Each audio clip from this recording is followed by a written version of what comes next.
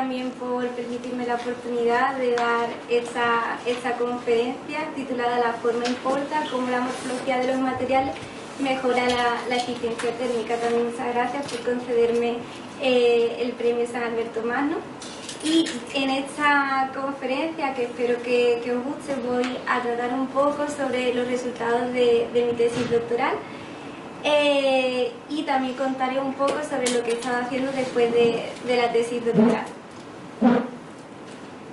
Pues bien, este es el índice que voy a seguir durante la presentación. En primer lugar, pues comentaré la temática de la investigación, el problema de la demanda energética mundial, cómo podemos contribuir a mejorar esta situación mediante el uso de energías renovables, especialmente con el uso de la energía solar de concentración y implementando el uso de nanofluidos. Veremos toda la investigación que se ha hecho anteriormente a mi tesis doctoral. En la metodología veremos cómo se preparan los nanofluidos, en los resultados, pues, las propiedades de estos nanofluidos. Veremos las conclusiones y por último describiré un poco mi investigación postdoctoral. Bueno, pues como comenté al principio, en la introducción veremos un poco el problema de la demanda energética y el papel que juegan las energías renovables. Es un hecho que el consumo energético mundial se incrementa año tras año. En este gráfico lo que observamos son los mayores consumidores de energía, que estaría Estados Unidos, Rusia y China, con valores por encima de los 10.000 teravatios hora. Y, por ejemplo, los niveles de consumo mundial de electricidad en 2021 aumentaron un 5,5%. El valor de consumo eléctrico se incrementa año tras año. Si viéramos una gráfica en la evolución del tiempo del consumo energético, veríamos que cada año es mayor que el año anterior. Los únicos años donde no se produjo un aumento fueron en el 2008 con la crisis financiera y en 2020 por la pandemia. Entonces, que esto siga creciendo es un problema, pues teniendo en cuenta que nuestro sistema energético es el causante de la crisis climática, contribuyendo con el 87% de las emisiones de dióxido de carbono y el 75% de los gases de efecto invernadero, esto podría ser un problema a largo plazo. Y este es el panorama a nivel mundial. En esta gráfica hemos representado las emisiones de dióxido de carbono y el Producto Interior Bruto de diferentes países del mundo. Y vemos que los países más pobres, los países pobres energéticamente, son los que emiten menos dióxido de carbono. Los países más ricos son los que emiten mayores cantidades de dióxido de carbono.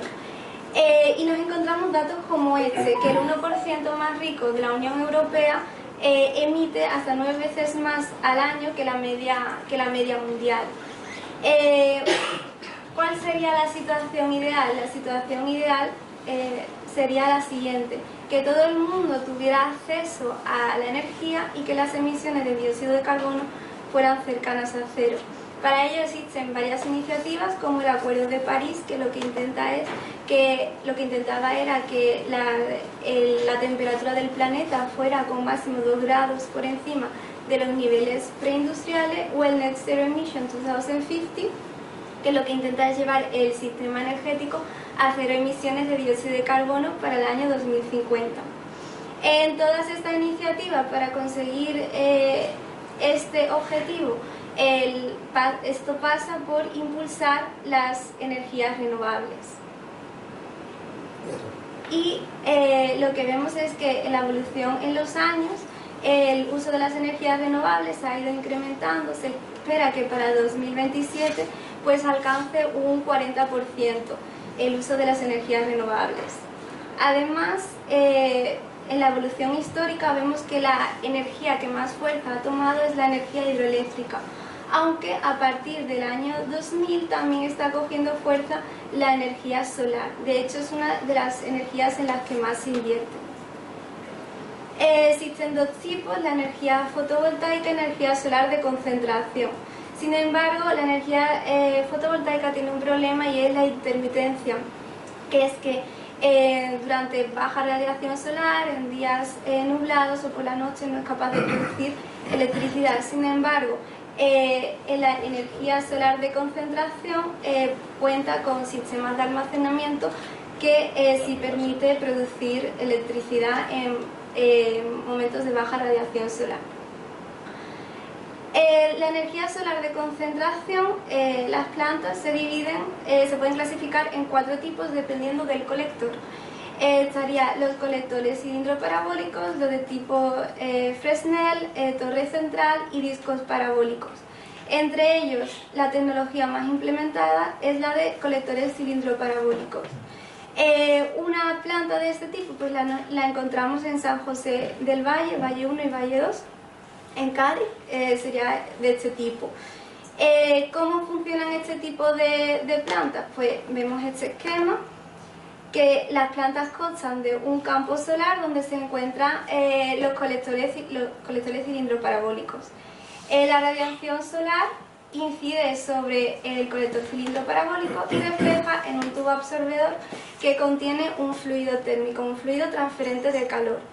El fluido se envía a un bloque de potencia donde en el intercambiador de calor permite transformar el agua en vapor de agua que se utiliza en la turbina, mueve las palas y se utiliza en el generador para producir electricidad. También cuenta con un sistema de almacenamiento para almacenar la energía térmica del fluido en tanques de sales fundidas para llegar a producir electricidad en momentos de baja radiación solar. Sin embargo, estas plantas tienen un problema y es que son muy caras si comparamos, es que no se ve bien, si comparamos con, o sea, serían bastante más caras si comparamos con otro tipo de energía renovable o con el carbón. Y esto es lo que impide, o sea, su alto coste es lo que impide la expansión de estas plantas, el crecimiento y el uso de estas plantas. Entonces, ¿nosotros qué es lo que proponemos? Nosotros lo que proponemos es sustituir el fluido transferente de calor que se utiliza en el tubo absorbedor de estos colectores por nanofluidos. El fluido transferente de calor que se utiliza es un aceite térmico que es una mezcla de óxido de difenilo y bifenilo en estas proporciones y el nombre comercial es el Dotherm A. Estas son algunas de las propiedades. Es un fluido de color amarillo claro, estas son las propiedades térmicas que tienen valores bajos. Y nosotros lo que proponemos es eso, preparar nanofluidos utilizando como fluido base el aceite térmico. Un nanofluido no es más que una suspensión coloidal de nanopartículas de tamaño nanométrico dispersas en el fluido base, que como hemos dicho el fluido base pues sería el aceite térmico. ¿Por qué hacemos esto? Pues porque lo que esperamos es mejorar las propiedades térmicas del fluido mediante la adición de estas nanopartículas y también mejorar la absorción de la radiación solar. Si son nanofluidos muy oscuros, se permite mejorar la absorción de radiación solar. Luego, los nanomateriales que utilizamos son los dicalcogénuros de metales de transición.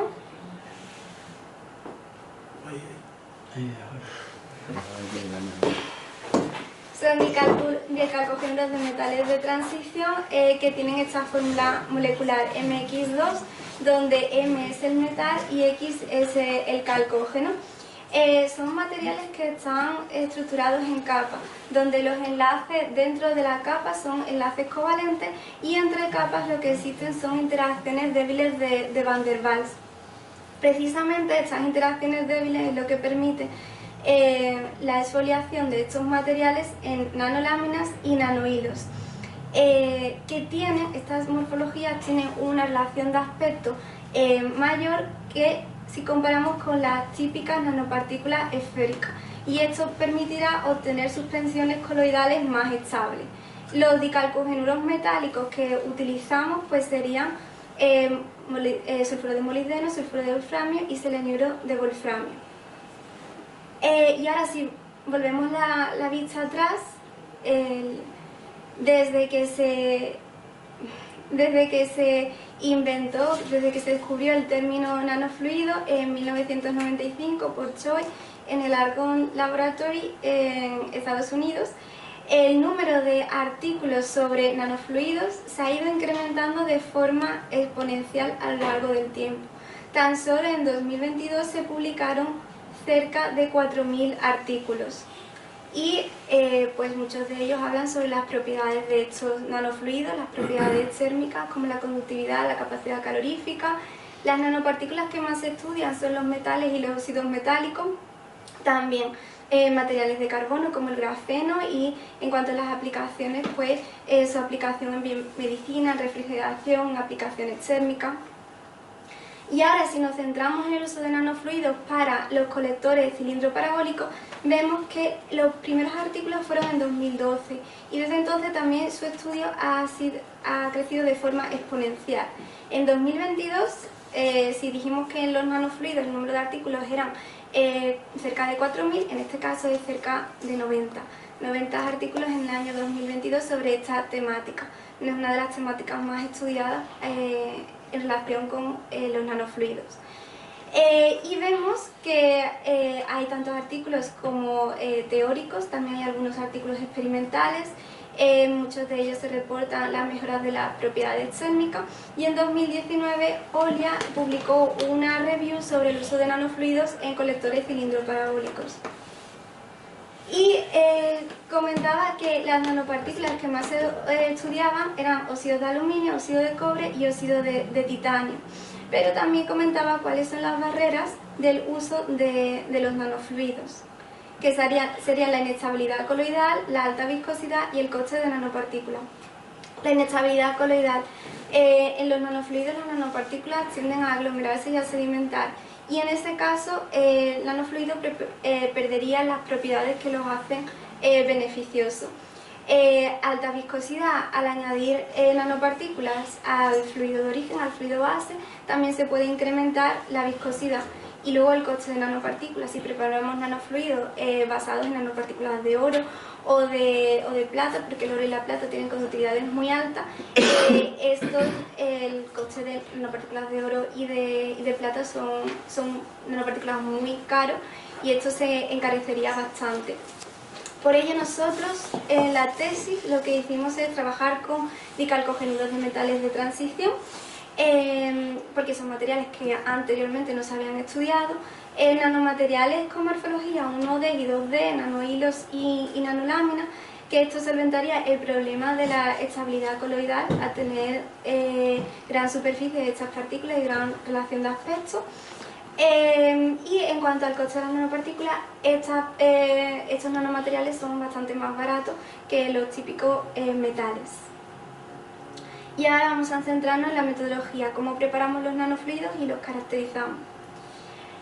Para la preparación de los nanofluidos utilizamos dos métodos. Uno de ellos es la exfoliación en fase líquida, donde partimos del material en bulk y lo dispersamos en un disolvente aplicando ultrasonidos, y conseguimos nanoláminas. Conseguimos nanoláminas, que estas nanoláminas permanecerán dispersas si se utiliza un buen disolvente. En cambio, si es un mal disolvente, tras el proceso de sonicación, las nanopartículas, las nanoláminas, tendrán a aglomerarse y a sedimentar.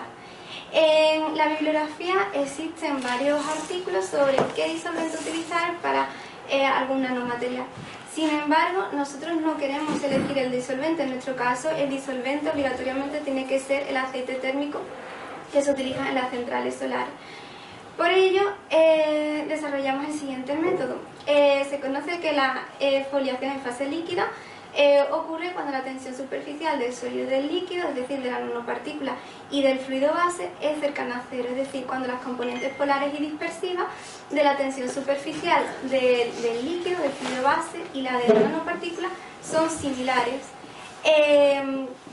la ratio de los dicalcogenuros metálicos la encontramos en la bibliografía y en el caso de nuestro fluido, utilizando esta ecuación y midiendo experimentalmente el ángulo de contacto, calculamos la ratio de las componentes polares y dispersivas para el aceite térmico. Y para cumplir esto necesitamos que la ratio del aceite sea similar a la de dicalcogenuro metálico, es decir, llevar este 0,7 hasta cerca de 0,5.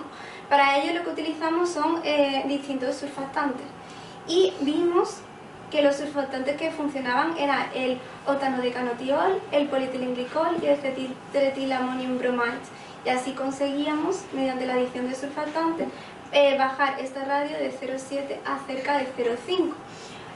Por tanto, para preparar los nanofluidos utilizamos el procedimiento en baño de ultrasonido, utilizando como fluido base una dispersión de este tipo de estos surfactantes en el aceite térmico y utilizando el bulk de estos dicalcogenuros metálicos. Ese era el primer tipo de procedimiento, y el otro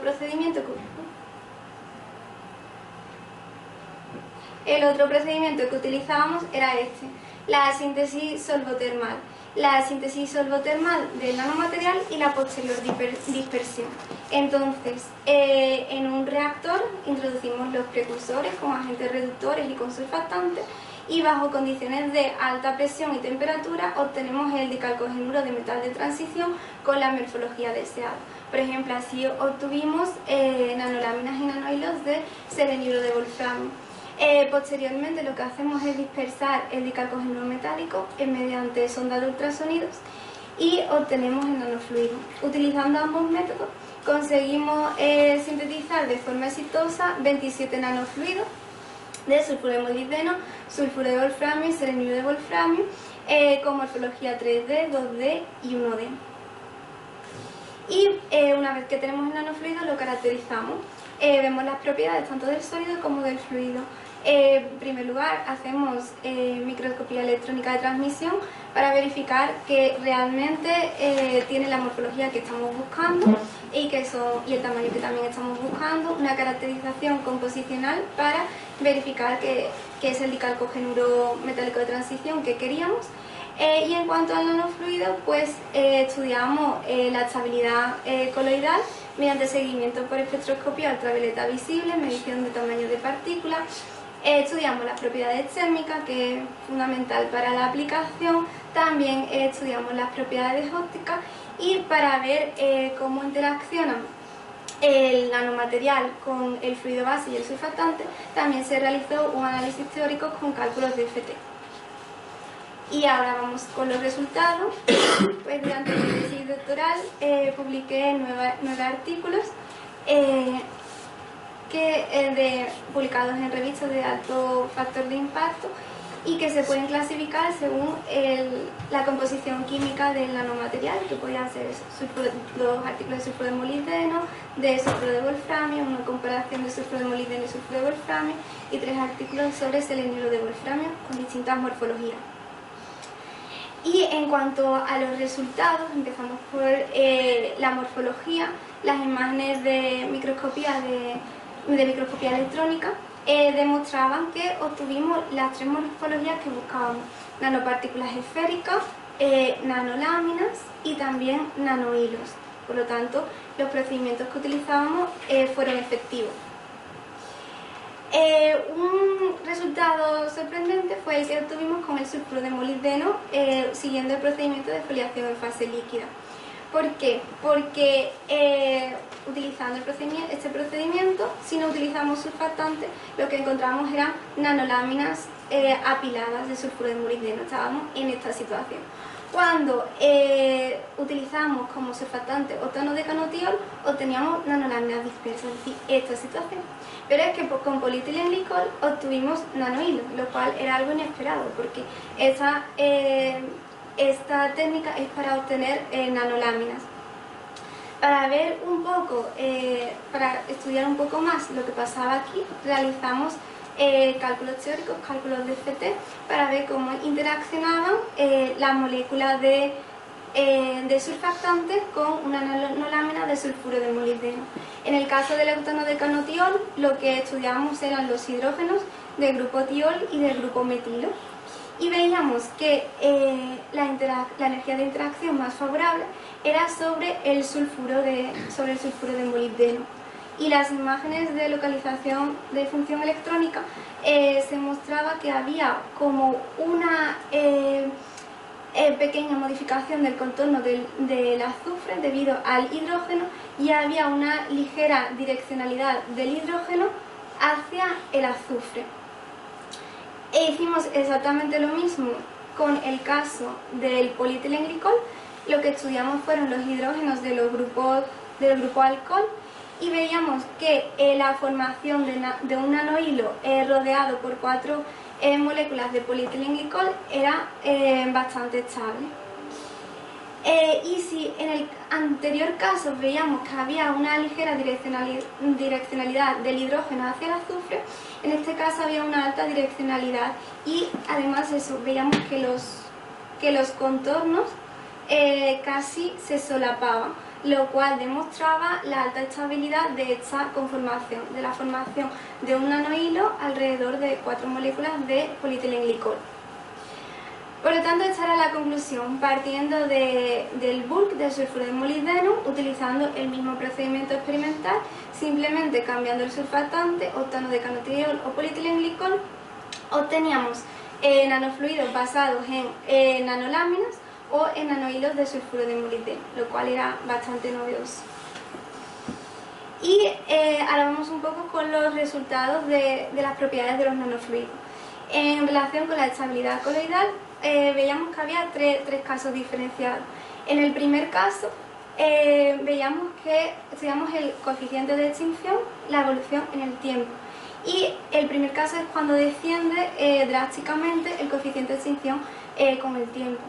Esto ocurre en nanofluidos que eran inestables. En estos casos, después de preparar el nanofluido, en muy corto periodo de tiempo, las nanopartículas tienden a aglomerarse y a sedimentar. Por eso el detector del espectrómetro de ultravioleta visible lo que detectaba es cada vez menos cantidad de nanopartículas en suspensión, y demostraba pues esta caída. Esto ocurría en nanofluidos inestables, nanofluidos que habían sido preparados bajo condiciones que no eran óptimas para la preparación de los nanofluidos. El caso más típico es el segundo caso, nanofluidos estables, es decir, al principio, durante los primeros días, se produce un descenso del coeficiente de extinción. Durante este proceso, durante estos primeros 5 días, se producen procesos de aglomeración y sedimentación, pero posteriormente el coeficiente de extinción permanece constante. Significa que el nanomaterial permanece suspendido en el fluido base y que es estable, ya no va a haber más sedimentación. Es interesante ver cómo la caída es más pronunciada, desciende más el coeficiente de extinción en nanofluidos basados en nanopartículas esféricas en comparación con nanofluidos basados en nanoláminas, lo cual tiene sentido, lo cual demuestra nuestra teoría de que los nanofluidos basados en nanomateriales con mayor relación de aspecto son más estables. Y luego tenemos este caso, que es nanofluido extraordinariamente estable, que desde el primer momento en el que han sido preparados, el coeficiente de extinción permanece constante en el tiempo. Esta es la situación ideal. Aparte, es interesante no solamente que sea constante en el tiempo, sino que además tenga un alto valor de coeficiente de extinción. Esto significa que tiene mayor cantidad de nanomaterial en suspensión. En cuanto a los resultados de densidad y viscosidad, esta propiedad, los nanofluidos no cambiaban significativamente. En el caso de la viscosidad, pues es interesante y es beneficioso que no cambie, porque un nanofluido viscoso podía provocar cambios en las condiciones de operación de la planta. Sería necesario aumentar la potencia de bombeo para que así el fluido circule. Entonces es beneficioso que los cambios, los incrementos de viscosidad sean bajos. Además estudiamos el comportamiento de la viscosidad tanto de los nanofluidos como del fluido base, que estaría en línea continua, con la temperatura, la viscosidad respecto a la temperatura, y veíamos que en todos los casos pues seguía la misma tendencia que el fluido base, la misma tendencia decreciente. Y en el reómetro también lo que estudiamos fue la evolución de la viscosidad con la fuerza, con la velocidad de cizallamiento, y veíamos que era constante los nanofluidos, exactamente igual que el fluido base, y que tenía un comportamiento newtoniano. Entonces, en el caso de la viscosidad, pues no se observan cambios respecto al fluido base, lo cual es positivo para la operación, las condiciones de operación en la planta. En el caso de las propiedades térmicas, ya vamos con las propiedades térmicas, que son las propiedades más interesantes para la aplicación. Empezamos con la capacidad calorífica, y lo que vimos es que pocos nanofluidos presentan valores de capacidad calorífica por debajo del HTF, del fluido de nuestro aceite térmico. Y que las mejoras más típicas pues se encontraban entre el 5 y el 10%. La capacidad calorífica de los sólidos, hay que tener en cuenta que la capacidad calorífica de los sólidos es inferior a la de los líquidos. Entonces, si tenemos en cuenta que un nanofluido es una mezcla de sólido y líquido, pensaríamos que la capacidad calorífica del nanofluido fuera menor. Sin embargo, no debemos tener en cuenta solamente la teoría de la mezcla, sino que hay artículos que reportan y que explican estas mejoras teniendo en cuenta también las interacciones entre el nanomaterial, el fluido base y el surfactante. En algunos casos pues se reporta que se forma una capa semisólida de fluido base alrededor de la nanopartícula, que podría explicar el aumento de capacidad calorífica. En cualquier caso, nosotros obtenemos mejoras entre el 5 y el 10%, es decir, no se esperaba obtener mejoras muy significativas. La mejora quizás más alta es la de un 16% en el caso de nanofluidos basados en nanohilos de seleniuro de wolframio. Y en el caso de la conductividad térmica, que lo que veíamos era que la conductividad térmica en función de la temperatura. En el caso tanto del fluido base como de nanofluidos basados en nanopartículas esféricas, vemos que descendía con la temperatura, la conductividad tenía una tendencia descendiente. Pero en el caso de nanofluidos basados en nanoláminas y en nanohilos, la tendencia era creciente con la temperatura. Esto lo tuvimos en los nanofluidos basados en sulfuro de molibdeno, pero también en nanofluidos basados en sulfuro de wolframio y en seleniuro de wolframio. Cuando estudiábamos nanoláminas y nanohilos, la tendencia era creciente. La mejora, y además veíamos que la mejora más baja era para nanofluidos basados en nanopartículas esféricas. Veíamos una tendencia, y es que los nanofluidos basados en nanopartículas esféricas, con ellos obtenemos mejoras entre un 3 y un 4%. En una situación intermedia se encontraban los nanofluidos basados en nanohilos, en estructuras unidimensionales, y las mejoras más altas eran para nanofluidos basados en nanoláminas. Aparte, obteníamos mejoras muy similares entre nanofluidos de distinta naturaleza, un 64%, un 57%, un 37% y un 38%. Es decir, parecía que era más influyente la morfología del nanomaterial que la naturaleza química del nanomaterial. Y teniendo en cuenta todas las propiedades anteriores, utilizamos la ecuación de Dittus-Volter, donde tenemos eso en cuenta: la densidad, la conductividad térmica, la capacidad calorífica y la viscosidad tanto de nanofluidos como del fluido base. Un factor por encima de 1 significa que se mejora las propiedades térmicas, la transferencia térmica, en comparación con el fluido base. Y vemos en la gráfica que todos los nanofluidos presentan una mejora de la transferencia de calor en comparación con el fluido base. Y la mayor mejora ocurre con nanofluidos basados en nanoláminas, tanto de sulfuro de molibdeno como de seleniuro de wolframio. Como los nanofluidos basados en seleniuro de wolframio eran muy oscuros, aquí vemos los nanofluidos y aquí vemos el aceite térmico, nuestro fluido base. Como eran muy oscuros y aparte eran muy estables en el tiempo, esto es el día después de preparar, o sea, el día en el que se preparó el nanofluido, a los 17 días, a los 30 días, y seguía igual de oscuro y no veíamos sedimentación, mandamos estos nanofluidos al Instituto Nacional de Óptica en Florencia para que midieran las propiedades térmicas. Y lo que descubrimos es que para una longitud de propagación de unos 20 milímetros, en el caso del aceite térmico, la extinción de la luz solar era cerca de un 20%, pero si utilizábamos los nanofluidos eran cerca de un 100%. Era un 100%. Es más, a 5 milímetros también se obtenía un 100% en el caso de los nanofluidos. Esto implicaría que los nanofluidos se podrían utilizar en colectores de absorción directa. Es decir, en los colectores que describí anteriormente estaban los colectores cilindro-parabólicos y en la línea focal se encontraba el tubo absorbedor donde se encuentra el fluido, pero es que el tubo tiene un recubrimiento selectivo. Si los nanofluidos son ácidos puros, puede absorber completamente la radiación y entonces no sería necesario ese recubrimiento selectivo y se abarataría coste.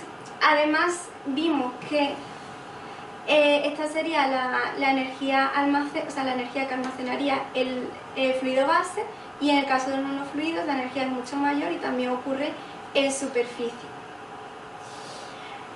Teniendo en cuenta todos los datos, lo que estimamos fue la eficiencia de los nanofluidos en una central solar, teniendo en cuenta esta fórmula y la bibliografía, donde se tiene en cuenta la eficiencia del sistema como el producto de la eficiencia del colector y del intercambiador del calor.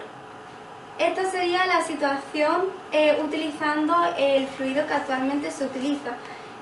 Tanto los colectores que se utilizan normalmente como los colectores de absorción directa, es decir, sin el recubrimiento selectivo. Aquí veríamos que, como el fluido es transparente, la eficiencia del colector sería muy baja y la eficiencia del sistema también sería muy baja.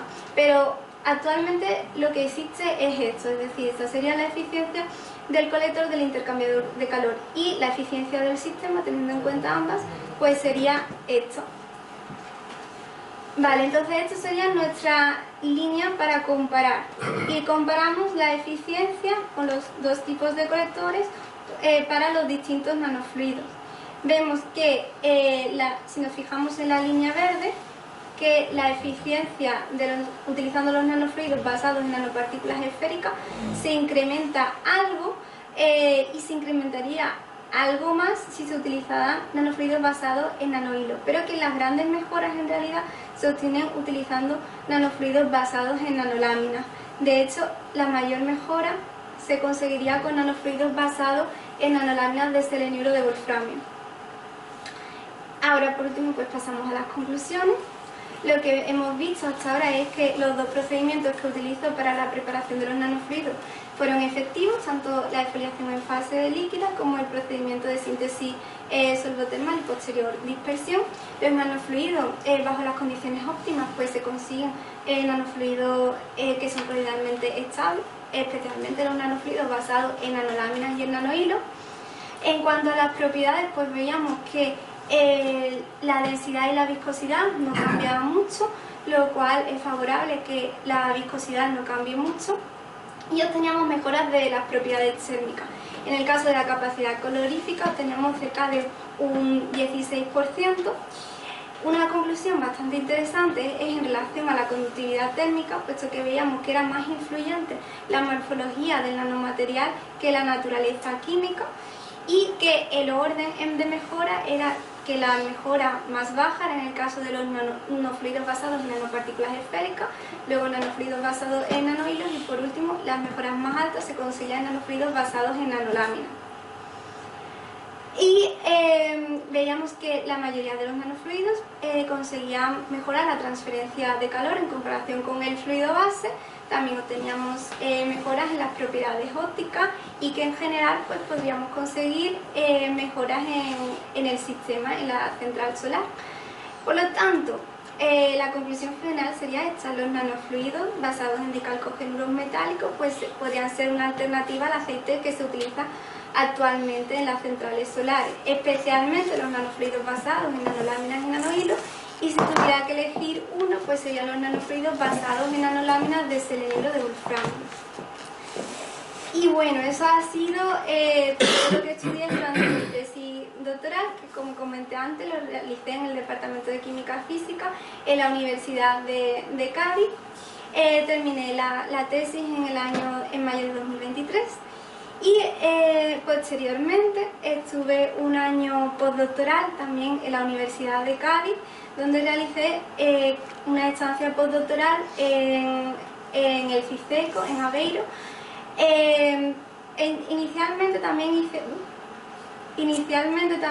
una estancia predoctoral en el mismo sitio y continué mi estancia postdoctoral también en Aveiro. Luego, después de terminar este año postdoctoral, conseguí un contrato en la Universidad de Vigo el 1 de julio de 2024 y el 1 de octubre de 2024 empecé una estancia de un año en Rennes, en Francia, en el Instituto Tecnológico de Rennes, en la Universidad de Rennes. Y ya por último, el 2 de octubre, o sea, la semana que viene, comienzo mi segunda estancia postdoctoral, como contratada postdoctoral en la Universidad de Vigo, mi segunda estancia que será en Florencia, en el Instituto Nacional de Óptica. Y este es, digamos, mi recorrido. Voy a explicar brevemente un poco los resultados que obtuve durante mis estancias postdoctorales. Como comenté, mis estancias predoctorales y parte de mi estancia postdoctoral la realicé en el CICECO, en el Instituto de Materiales de la Universidad de Aveiro, en el Departamento de Física, en el grupo Phantom G, con el profesor Carlos Brites. Y realizamos este artículo, donde lo que hicimos fue que vimos que los productos que sintetizamos durante mi tesis doctoral, los decalcogénulos metales de transición, cuando eran muy pequeños, cuando tenían tamaños de tipo quantum dots o nanorods de tamaños muy pequeños, tenían propiedades fotoluminiscentes. Y lo que estudiamos fue el espectro de fotoluminiscencia, la evolución con la temperatura. Obtuvimos este espectro que lo podíamos deconvolucionar en dos curvas, conociendo parámetros como la posición del pico, la altura, la anchura y la relación entre estos. Veíamos que había una tendencia, que estos variaban con la temperatura, lo cual podía utilizarse como nanotermómetros, se podrían llegar a utilizar como nanotermometría. Es decir, y esto se utiliza para biomedicina.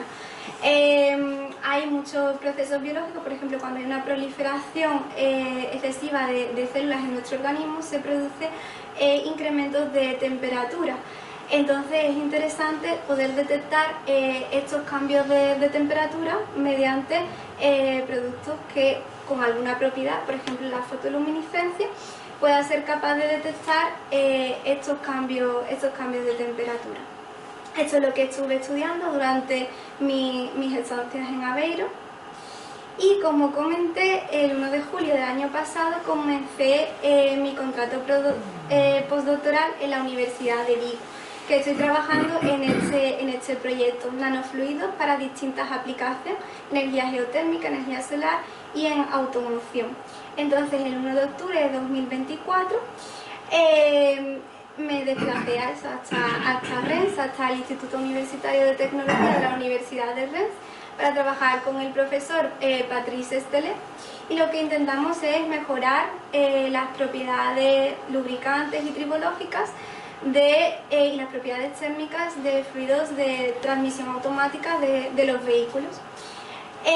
Y ya para este segundo año de estancia, que comienza la semana que viene, pues lo haré la estancia en Florencia, en el Instituto Nacional de Óptica, con la profesora Elisa Sani, para continuar mis estudios sobre nanofluidos para energía solar de concentración, que estudiaremos otro tipo de material. Posteriormente, cuando termine mi estancia de un año, volveré a Vigo para trabajar sobre nanofluidos para aplicación geotérmica. y posteriormente pues hay una segunda fase de contrato que son otros 3 años más en Vigo para profundizar sobre estas u otras aplicaciones relacionadas con los nanofluidos. Y bueno, esto ha sido un poco mi resumen tanto de la investigación de mi tesis como lo que estoy realizando hasta ahora. Espero que os haya resultado interesante y muchas gracias por darme la oportunidad para exponer mi investigación.